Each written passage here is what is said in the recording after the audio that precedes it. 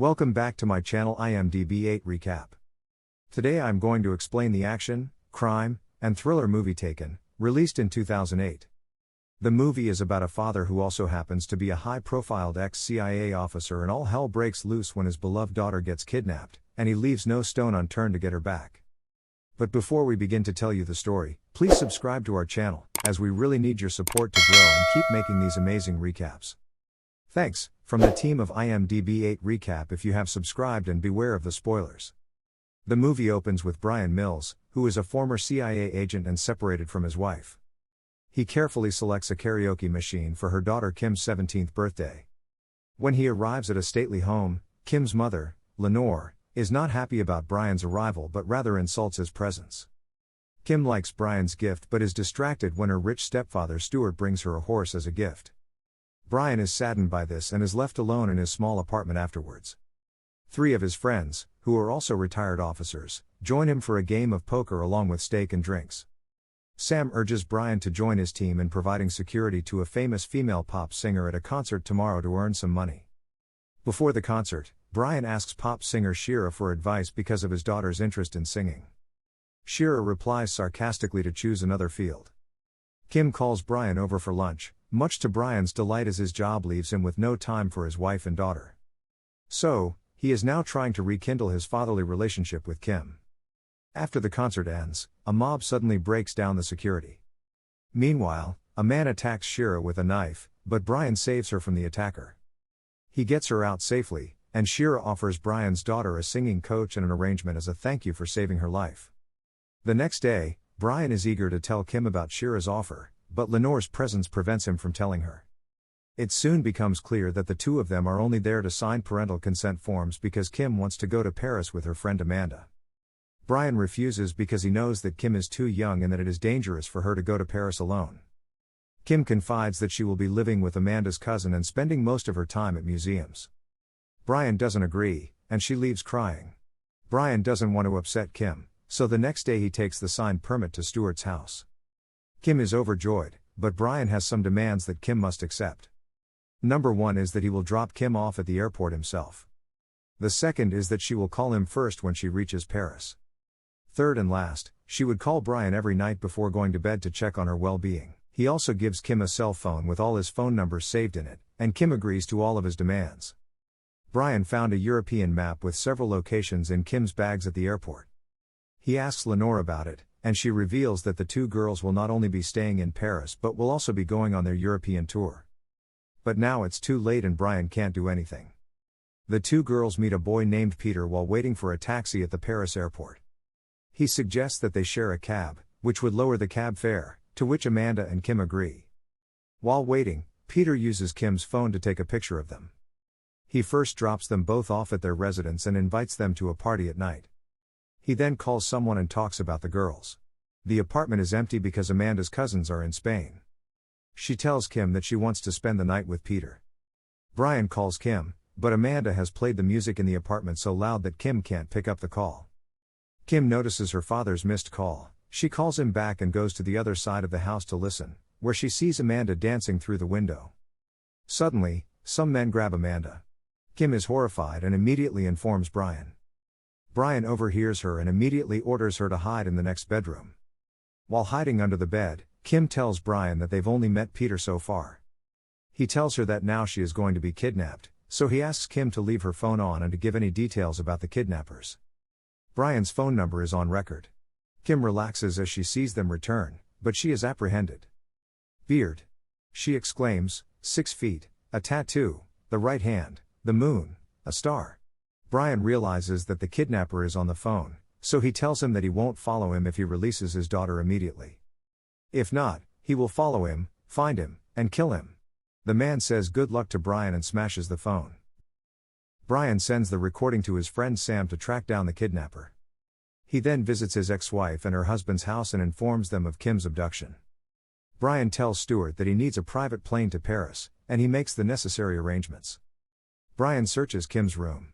He puts Sam's call on speaker so Lenore can hear.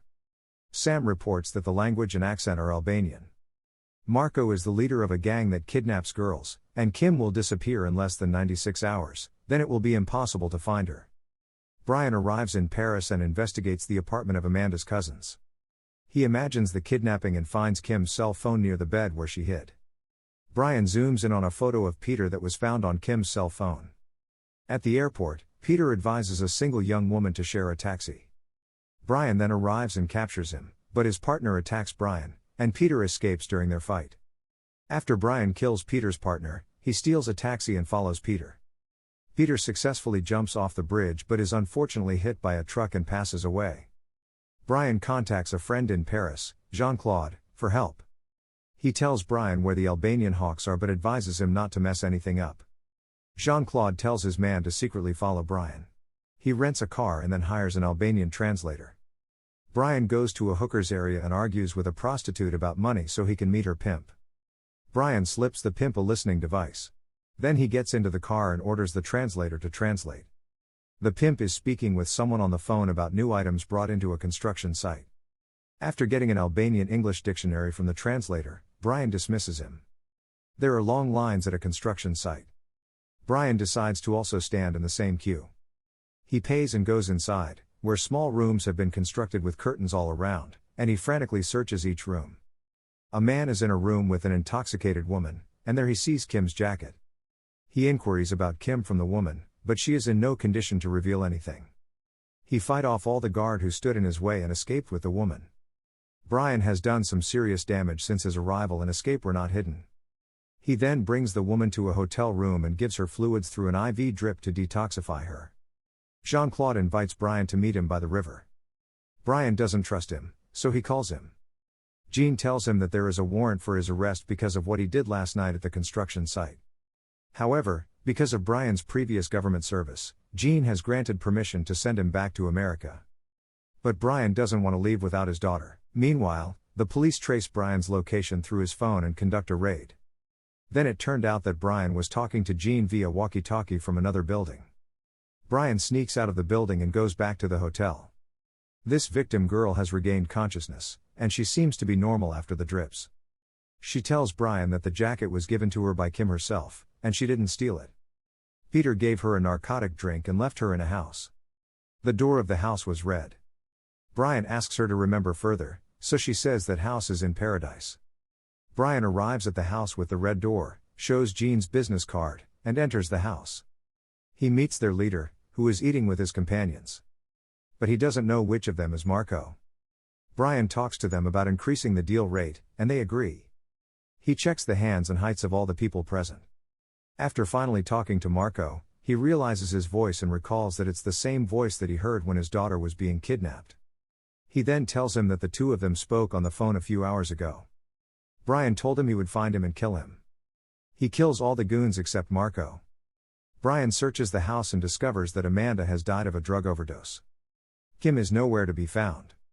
He then goes to Marco, whom he has tied up, and asks him about Kim, but he doesn't say anything. Bryan gives Marco an electric shock, but he doesn't tell him anything and spits in his face. Bryan shocks him once again. Marco can't take it anymore and just explains that Kim was a virgin, that's why she was sold to Street Claire. He turns on the shock and leaves, leaving Marco reeling. Bryan is there when Jean comes home at night. He makes no prelude to Jean by asking him if he is involved in all of this. Jean tells him the truth, his income is X and his expenses are Y, so he is involved in all of this. When Bryan asks him about Street Claire, he says no, so he shoots Jean's wife in the arm. Bryan threatens to shoot her in the head if he doesn't reveal the truth. He forces Jean to release Street Claire's data. Bryan hits a pistol on Jean's head and walks away. He goes straight to Street Claire's fancy party but ends up at a secret auction going on in his basement. Bryan enters a cabin as a drink server and is stunned by the scene. A girl stands on an open stage surrounded by people in cabins doing their respective bidding to buy the girl. Bryan serves the drink to the person sitting in the cabin while he watches the drama of auctioning woman being unfold. The hostess then announces that they have saved the best of the day for last.